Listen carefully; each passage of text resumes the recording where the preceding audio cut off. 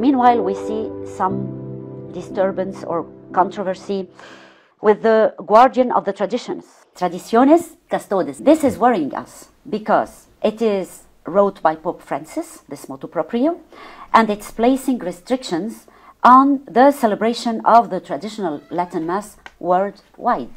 So how does these restrictions affect the parishioners now? And the traditional people, Christians, are now treated as a second-class Christians. So what are your thoughts about it?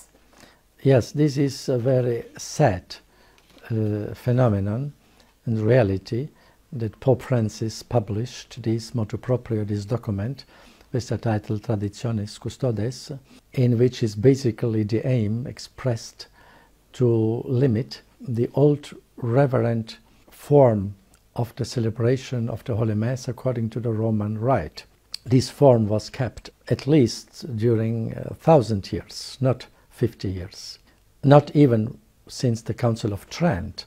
Therefore, it's not correct to say the Tridentine Mass. Okay. It is the Mass of all ages, basically, because the Tridentine Council did not ask the Pope to do any reform of the Mass.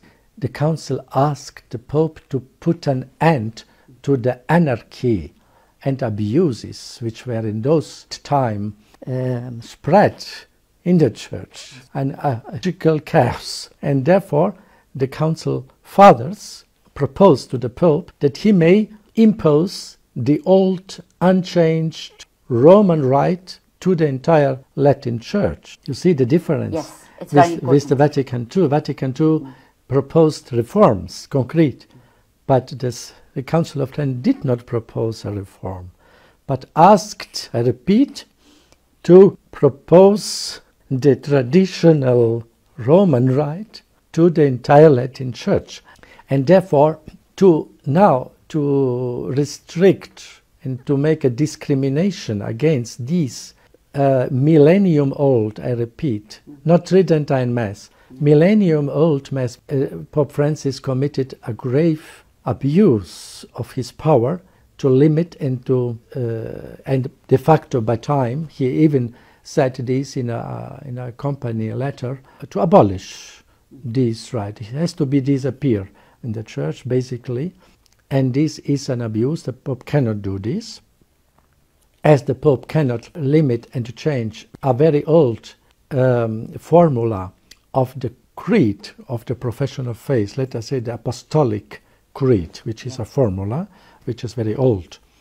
And therefore, the Pope cannot change the formula and the rite of the traditional Roman Mass. Why? Because it was used for such a long time by so many popes and saints with fruit, with many spiritual fruits.